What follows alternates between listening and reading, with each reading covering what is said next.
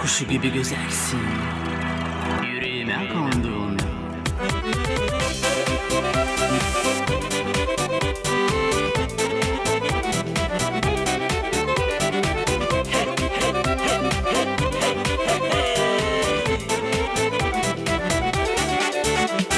Bugünlerde ne oldu bana hiç anlamadım. Akşam karşıma çıktın, aklımı kullanamadım. İlk bakışta sevdalandım, yıldırım gibi vurdun. Ray kuşu gibi güzeldin, yüreğime kondun. Ben seni severim nice bir çiçek, hem de sarmaşık yeterim gündüz hem gece. Ben seni severim nice bir çiçek, hiç yalnız kalmazsın yarim gündüz hem gece.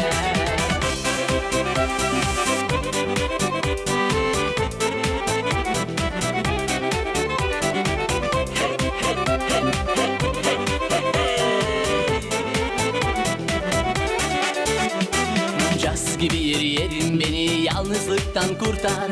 Zerre sensiz cancağızım uşak gibi ağlar. İstersen dostlarıma sor nasıl sevdim seni, onlar gayet iyi bilir pek çoktan beni. Ben seni severim nice bir çiçek, hem de sarmaşık yeterim gündüz hem gece. Ben seni severim nice bir çiçek, hiç yalnız kalmazsın yarim gündüz hem gece.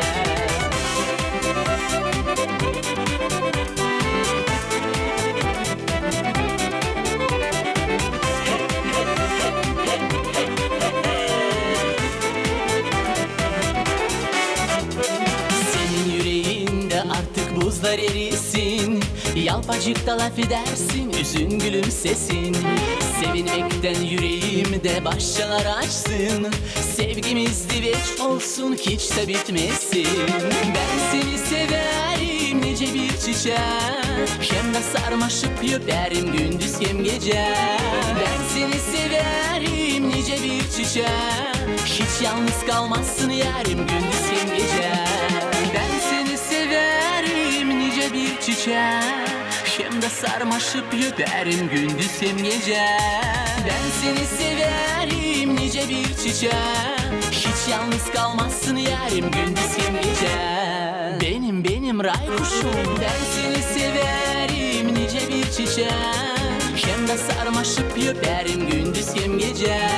Ben seni severim nice bir çiçek, hiç yalnız kalmazsın yarim gündüz hem gece.